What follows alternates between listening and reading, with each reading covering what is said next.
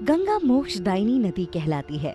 सनातन में गंगा का इतना अधिक महत्व है कि मृत्यु के बाद अस्थियों को गंगा नदी में प्रवाहित करने से ही मनुष्य का उद्धार होता है। पुराणों के अनुसार कहा जाता है कि गंगा का जन्म ब्रह्मा के कमंडल से हुआ था। ब्रह्मा जी ने विष्णु जी से कहा था, हे विष्णुदेव, मैं आपके चरण प्रक्षालन करके उस जल को अपने कमंडल में रखना चाहता हूँ। और उसके बाद जब ब्रह्मा जी विष्णु भगवान के चरण धो रहे थे तो उनके अंगूठे से गंगा प्रकट हुई, अतः उसे विष्णुपदी कहा जाता है। और तब से गंगा नदी स्वर्गलोक की आभा बिखेरने लगी। लेकिन स्वर्ग में बहने वाली गंगा किंतु मनुष्यों की मोक्षदायिनी नदी के रूप में वो धरती पर कैसे अवतरित हुई, इसके पीछे सबसे रोचक कथा राजा भगीरथी की मानी जाती है। इक्ष्वाकु वंश में, जो कि राजा राम के पूर्वज रहे थे, उसमें राजा सगर नामक एक सूर्यवंशी सम्राट थे। उनकी 2 पत्नियां थीं, बेदमी और शैव्या। शैव्या से एक पुत्र उत्पन्न हुआ जिसका नाम असमंजस था। दोनों को संतान नहीं थी। कुछ समय बाद बेदमी ने महादेव की आराधना की और वरदान मांगा, महादेव, मेरी कोख भी फलित हो, मुझे ऐसा वरदान दो। महादेव की कृपा से उसको गर्भ तो हो गया, किंतु 100 वर्षों बाद उससे भी मांस पिंड की उत्पत्ति हुई, जिसे देखकर वो हताश हो गई। उसको हताश देख ब्रह्मा जी बोले, हताश ना हो, तुम अत्यंत भाग्यशाली हो। मैंने मांस पिंड को 60,000 भागों में बांट दिया है और वो सभी अब तुम्हारे पुत्र होंगे। कुछ वर्ष बाद राजा सगर ने 100वां अश्वमेघ यज्ञ करने के लिए अपना घोड़ा छोड़ा, जिसकी चर्चा चेहू ओर होने लगी। उस समय अश्वमेघ यज्ञ दुर्लभ हुआ करते थे, इसलिए इंद्र तक इसकी चर्चा पहुंच गई। इंद्र ने घबरा कर कहा, राजा सगर की जय जयकार तो संपूर्ण जगत कर रहा है, कहीं मेरा इंद्रासन न छिन जाए। और उन्होंने एक चाल चली। इंद्र ने कपट करते हुए घोड़े को पकड़कर कपिल मुनि के आश्रम में ले जाकर बांध दिया। राजा सगर के 60,000 तेजस्वी पुत्र घोड़े को खोजते कपिल मुनि के आश्रम तक पहुंच गए। अश्व को वहां देखकर उन्हें बड़ी प्रसन्नता हुई और वो मुनि को प्रणाम किए बिना उस अश्व को पकड़ने दौड़े। अपना ऐसा अनादर देखकर कपिल मुनि क्रोध में आ गए और बोले, मेरा ऐसा निरादर।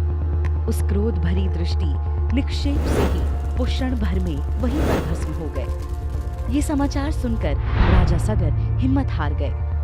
उनके पुत्र असमंजस ने भी अपने भाइयों के उद्धार के लिए एक लंबे समय तक तपस्या की, किंतु सफलता नहीं प्राप्त कर सका।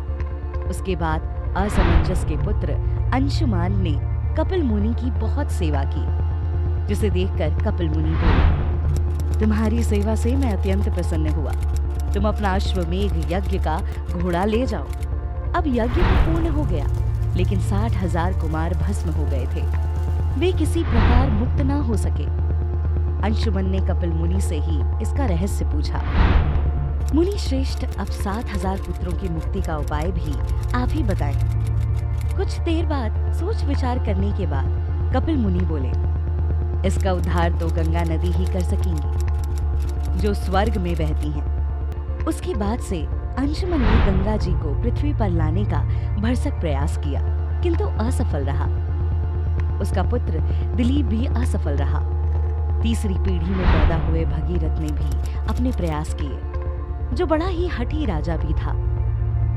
उन्होंने मन ही मन तय कर लिया था, मैं गंगा को स्वर्गलोक से धरती पर लेकर अवश्य आऊंगा, जिससे संपूर्ण मानव जाति का भी उद्धार होगा। जो दुख और पीड़ा हमारी पीढ़ियों ने देखी है, वो कोई और नहीं देखेगा।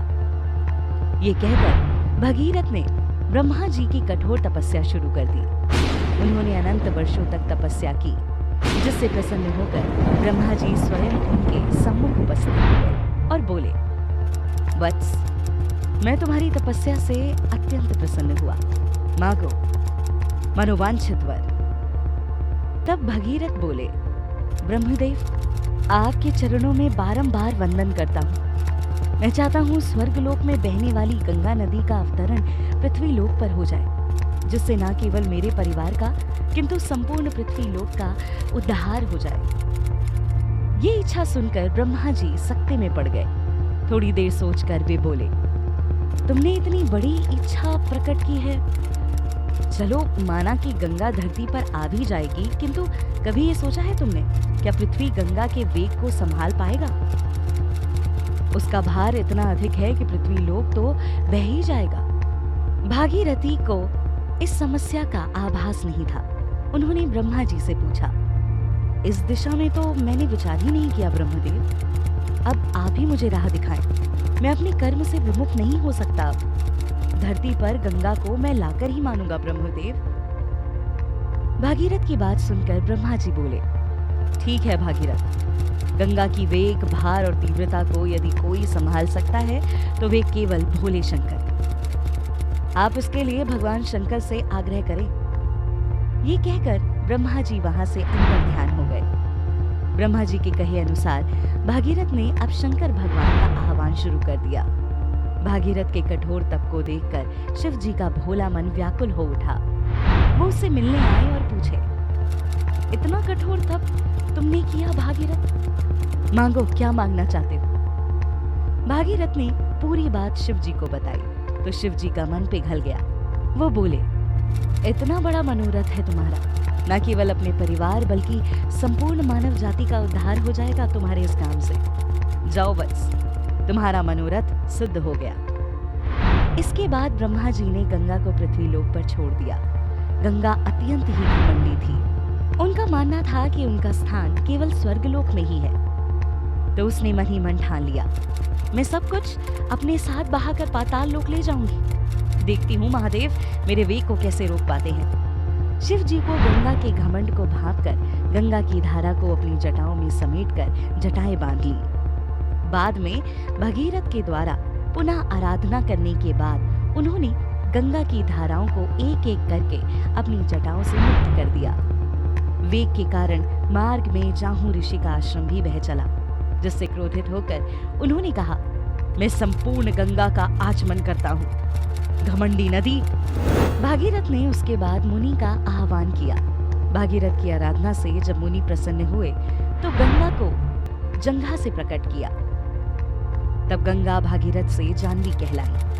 उसके बाद भागीरथी ने चलते हुए कहा, माँ गंगा, अब आप मेरे पीछे पीछे उस स्थान तक चलें जहां हमारे साथ 1000 पूर्वज आपकी राह देख रहे हैं। परम पवित्र गंगा जल का स्पर्श पाकर भस्म हुए सभी 60,000 राजकुमार बैकुंठ को चले गए।